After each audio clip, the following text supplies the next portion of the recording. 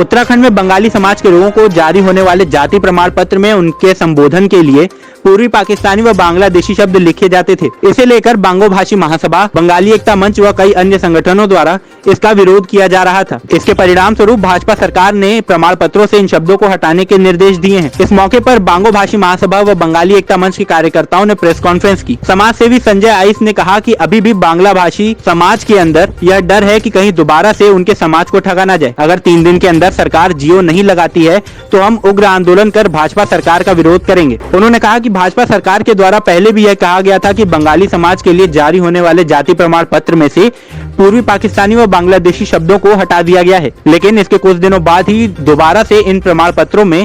पूर्वी पाकिस्तानी और बांग्लादेशी शब्द लिखकर आने लगे। उन्होंने कहा कि इस घटना के बाद से हमें इस सरकार पर भरोसा नहीं है। सर्वप्रथम आप सब पत्रकार बंधु अपना कीमती समय निकालकर आज बंगाली समाज के युवा संगठन द्वारा जो प्रेस वार्ता की जा रही है, आप लोग आए उसके लिए सबसे पहले आपका सारे प्रेस बंधुओं का हार्दिक आभार व्यक्त करता हूँ संगठन की तौर से। आज जो ये प्रेस वार्ता की जा रही है, इसका जो मुख्य कारण यह है कि विगत दिनों कैबिनेट से, उत्तराखंड कैबिनेट से जो हमारी वर्षों पुरानी मांग, जो बंगाली समुदाय को तहसील स्तर से जारी होने वाले जाति प्रमाण पत्र में पूरी पाकिस्तानी बांग्लादेश शब्द लिखा आता है, उसको हटाने के लिए कई वर्षों से कई सामाजिक संगठन व विभिन्न संगठन, राजनीतिक दल विगत कई वर्षों से प्रयासरत थे, और जिसमें हमारे रामचंद्र राय गुरु जी, जिन्होंने एक कहते हैं कि हर एक आंदोलन का कोई जनक होता है, इस में हालांकि सभी सामाजिक संगठनों ने इसके लिए बहुत मेहनत की, वो सभी सामाजिक राजनीतिक दलों ने इसके लिए प्रयास किया, परंतु बहुत लंबे समय से हमारे रामचंद्र राय गुरु जी, हमारे अमृत विश्वास जी, हमारे बंगाली एकता मंच के राष्ट्रीय अध्यक्ष सुब्रत विश्वास जी, प्रीतम गायन जी, दिव्यांशु जी, हमारे BDC मेंबर कौशल विश्वास जी, वैसे हमारे सुबीर दास जी, बंगाली छात्र युवा संगठन के सुबीर दास जी जो आज यहाँ पर उपस्थित नहीं हो पाए किसी कारणवश, हमारे जो पूर्व भाजपा के जिला अध्यक्ष उत्तम दत्ता जी, और तमाम लोग, शक्ति फारम, रुद्रपुर, दिनेशपुर से जितने भी भाई लोग हैं, सबके अथक प्रयासों से आज जो बंगाली शब्द, हमारे जो कलंकित शब्द हमारे माथे से जो हटने जा रहा है, उसके लिए तो सबसे पहले हम जो है शासन प्रशासन का व उत्तराखंड के मुख्यमंत्री का व कैबिनेट के समस्त मंत्रियों का हार्दिक आभार व्यक्त करते हैं। परंतु कल बीजेपी के ऑफिशियल साइट से ये देखा गया है कि पोस्ट किया गया ट्विटर से, उसमें पूरी पाकिस्तान की जगह पूर्वी बंगाल अगर फिर वही लिखा आता है तो उसका हम घोर निंदा करते हैं उसकी। यदि वास्तव में ये लिखा शब्द, ये फिर अकलंकित शब्द द्वारा लिखा आता है, तो इसके लिए हम शासन को 3 दिन का समय दे रहे हैं, क्योंकि पूर्व में भी लोकसभा में अजय भट्ट जी द्वारा इस मांग को रखा गया, परंतु इसका निराकरण नहीं हुआ। पूर्व में कई बार घोषणा हुई, इससे पहले तहसील स्तर, रुद्रपुर तहसील स्तर से इसको हटाने के लिए बाबत प्रयास भी किया गया, या कुछ समय के लिए तहसील स्तर से हटाया भी गया था, जिसके लिए आप प्रेस बंधु ने वहाँ पर भी प्रेस वार्ता की थी, और परंतु फिर किसी राजनीतिक परिस्थितियों से दोबारा वो लिख के आने लगा। यदि कैबिनेट से अगर वास्तव में इस बार यह मांग पूरी काबिज नहीं होती तो इसका हम पूरा समाज, पूरे उत्तराखंड के बंगाली युवा समाज की ओर से सर्वप्रथम हम इनका कैबिनेट, उत्तराखंड सरकार का हार्दिक आभार व्यक्त करते, भूरी भूरी प्रशंसा करते हैं। परंतु यदि इस बार भी बंगाली के साथ चुनाव को नज़दीक आते देखा अगर कोई छल किया जाता, किसी प्रकार का छल कपट किया जाता है, यदि 3 दिन में, आने वाले 3 दिन में यदि यह कलंकित शब्द नहीं हटाया जाता है, तो पूरा उत्तराखंड का युवा समाज सड़कों पर उतरेगा, वह अपनी मांग को लेकर मुखर करेगा, वह क्रमिक अंचल पर बैठेगा। सर्वप्रथम बात। दूसरी बात, हमारी सबसे मुख्य मांग तो हमारी आरक्षण की थी। या तो पूर्व सरकारों ने, या उनके क्लेरिकल मिस्टेक्स है, या उनकी मंशा से ये लिख के आया, ये संशोधन हुआ। इसके लिए चलो ये तो हमारे समाज के लिए सही है कि चलो एक हमारी दिशा में काम प्रयास हो रहे हैं, लेकिन हमारी जो मुख्य मांग थी वो हमारा आरक्षण है। जैसे हमें उत्तराखंड में हमें आरक्षण प्राप्त नहीं है, परंतु इंडिया के अन्य 7 स्टेट्स में हमें आरक्षण प्राप्त है। हमारे साथ यहाँ पर दोगला व्यवहार या दोहरी राजनीति हमारे साथ क्यों किया जा रहा है? और इस प्रेस वार्ता के माध्यम से मैं आप सभी उत्तराखंड वासियों को यह भी अवगत कराना चाहता हूँ कि जिस प्रकार से कुछ राजनीतिक दल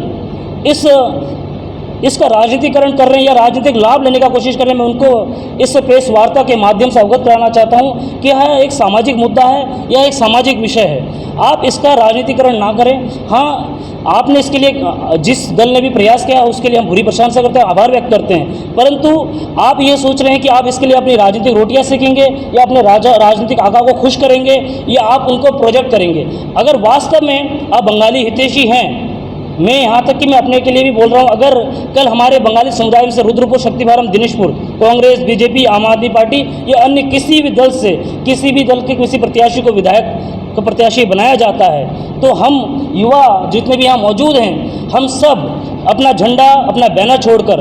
अपने प्रत्याशी, अपने बंगाली समाज के प्रत्याशी को हम लड़ाने के लिए तैयार हैं। क्या जो राजनीतिक सामाजिक हितैषी जो आज समाज के हितैषी बन रहे हैं, क्या मैं उनसे ये सवाल खड़ा करना चाहता हूँ, क्या आप जो है अपने राजनीतिक आंकड़ों को विभिन्न क्षेत्र शक्तिवारम दिनेशपुर से आप प्रोजेक्ट कर रहे हैं, क्या आप यह लिख के दे सकते हैं कि बीजेपी दिनेशपुर से,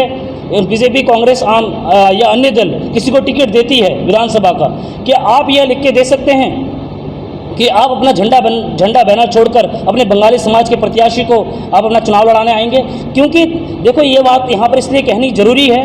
क्योंकि आने वाले 6 महीने बाद चुनाव है, 3-4 महीने बाद आचार संहिता लगने जा रही है। अगर हमारे तीन बाहुल्य क्षेत्र हैं, शक्तिवारम, दिनेशपुर और रुद्रपुर, यदि हम अपनी ताकत को नहीं पहचानेंगे, अपनी शक्ति को नहीं पहचानेंगे, तो जिस प्रकार से हमारे ऊपर हमेशा से अन्य दलों ने राज किया है, वो हमारे साथ हमारी उपेक्षा की जा रही है या हमारे साथ जीवन भर ये चलता रहेगा। आज प्रेस वार्ता करने का मुख्य कारण है कि हमारे समाज के युवाओं को जागरूक करना है कि आप जो है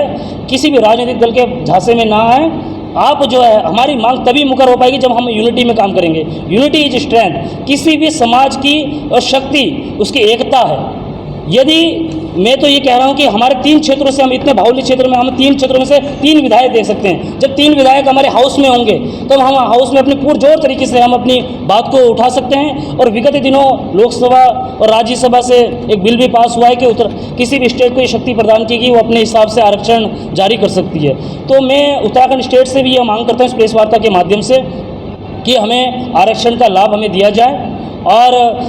हमें जो है हमारी बरसों पुरानी जो मांग है, जिससे कि हमारे छात्र छात्राएं, हमारे बच्चे भविष्य में नौकरी, शिक्षा में, जुडिशरी में और सब विभागों में नौकरी कर सकें, वो उज्जवल भविष्य हो सके। और मैं दोबारा से आज आपके प्रेस के माध्यम से जो हमारे अमृत विश्वास, सुब्रत विश्वास, रामचंद्र राय गुरु जी, किशोर हालदार, प्रीतम गायन और तमाम ऐसे जितने भी, हिमांशु सरकार जी, अनादि रंजन मंडल जी और उत्तम दत्ता जी, तरुण दत्ता जी, जीवन राय जी, अशोक विश्वास जी, अमित वैद्य, चंद्रशेखर गांगुली जी, राजकुमार शाह जी, या जिन्होंने भी प्रयास किया है, परंतु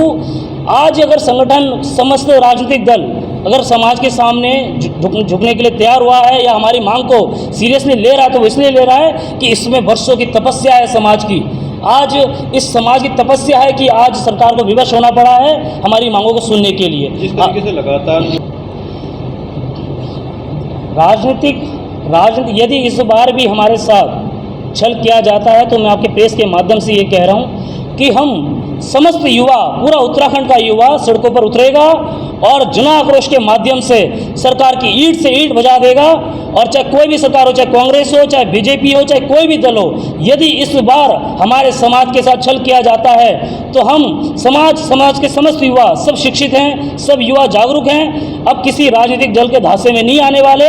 अब जो है समाज की आर पार की, सरकार के साथ आर पार की लड़ाई जाएगी और हमारे समाज की जो मूलभूत मांगे हैं, हमारे आरक्षण, हमारा जो मेन मुख्य मांगे, हमारा आरक्षण हमें दिया जाए। जैसे हमें 7 स्टेटों में हमें आरक्षण प्राप्त है, इसी प्रकार से हमें आरक्षण दिया जाए। बंगाली बाहुल्य क्षेत्रों में बांग्ला भाषा कक्षाएं प्रारंभ की जाए और हमारी जो छात्रवृत्ति, बंगालियों की जो छात्रवृत्ति पिछले पूर्ववर्ती सरकारों ने जो छात्रवृत्ति की योजना बनाई थी, उसी प्रकार से हमारे बंगाली समाज को उच्च शिक्षा में छात्रवृत्ति प्रदान की जाए। और जो है इस प्रकार से हम ये चाहते हैं कि हमारे पूरा समाज एकजुट रहे और हम पूरे समाज एकजुट है। दिल्ली में कैबिनेट प्रस्ताव हुआ है कि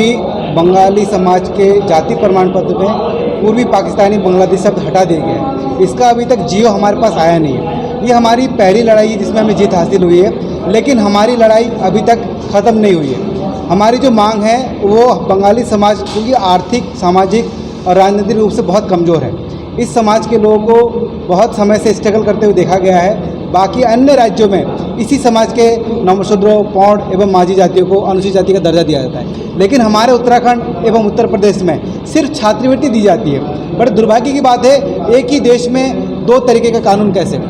जब आप हमें छात्रवृत्ति अनुसूचित जाति के समान दे रहे हैं तो नौकरी में आरक्षण क्यों नहीं? ये बहुत लंबी लड़ाई है और वर्तमान समय में राज्य में एवं केंद्र में बीजेपी की सरकार है एवं राष्ट्रपति भी ट्रिपल इंजन की सरकार है। अगर राज्य सरकार चाहे तो एक प्रस्ताव बनाकर केंद्र सरकार को भेजे और तत्काल इस समाज के लोगों को जाति में आरक्षण देकर न्याय दिला सकती है। अभी अगर इसको देकर हम समाज के लोग अगर वाहवाही करें या मिष्ठान बांटे तो ये हमारे लिए छोटी जीत है। अभी हमारी जीत बाकी है और इसके लिए हम लोग संघर्ष करेंगे और इसके लिए हमें सड़कों पर भी उतरना पड़े तो हम उतरेंगे। शासन प्रशासन से मेरी बात हुई है, उन्होंने बोला है कि ये शब्द हटा दिया गया है, परंतु अभी भी दुविधा है क्योंकि बीजेपी ने कई बार इस बात की घोषणा करने के बाद बंगाली समुदाय को लॉलीपॉप थमा दिया है। उम्मीद करते हैं कि जो शासन और प्रशासन कह रहे हैं कि हट गया है, उम्मीद करते हैं कि हट जाए, और हट गया तो बहुत बहुत धन्यवाद। परंतु इस समय जो चुनावी दौर चल रहा था, बंगाली समुदाय का मांग था आरक्षण का। ये जब भी कुछ दिनों पहले तहसील स्तर से भी ये शब्द हटा दिया गया था, जिसके कारण तहसीलदार का भी ट्रांसफ़र हुआ था इस बीच में, कहीं ना कहीं राजनीतिक कारणों की वजह से। और अभी भी इनके जो ऑफिशियल साइट है, वेबसाइट है, उसमें से दो बार कल पोस्टें डिलीट हुई है, परंतु बीजेपी वाले एडिटिंग करना थोड़ा अच्छा नहीं आता है, तो उन्होंने एडिटिंग की जगह पूरी बंगाल विस्थापित शब्द अभी भी उनके कॉलम के ऊपर लिखा हुआ है और नीचे अपने एडिटिंग करके वो पोस्ट डिलीट करके दोबारा पोस्ट डाला है ऑफिशियल वेबसाइट से बीजेपी के। तो कहीं ना कहीं इनकी सोच करतनी और करनी में भरोसा करना मुश्किल हो रहा है। अगर कर दे तो कई सालों से आंदोलन जो बंगाली समाज के युवा, बंगाली समाज के लोगों ने जो आंदोलन किया वो सफल हो जाएगा। और जो कुछ माध्यम है, मैं देख रहा हूँ कि कुछ माध्यम बंगाली समुदाय के कुछ नेता जो समाज को भटकाने की कोशिश कर रहे हैं, कुछ क्रेडिट जो अरविंद पांडे और सौरभ बहुगुणा को देने की कोशिश कर रहे हैं, वो क्रेडिट जो समाज को मिलना चाहिए था, जो क्रेडिट जो युवाओं को मिलना चाहिए था, जिन्होंने इसमें धरातल में आंदोलन किया 4-5 साल से, जिन्होंने अपना घर परिवार छोड़कर समाज के लिए अपना बलिदान दिया, उनको मिलना चाहिए था। मगर कुछ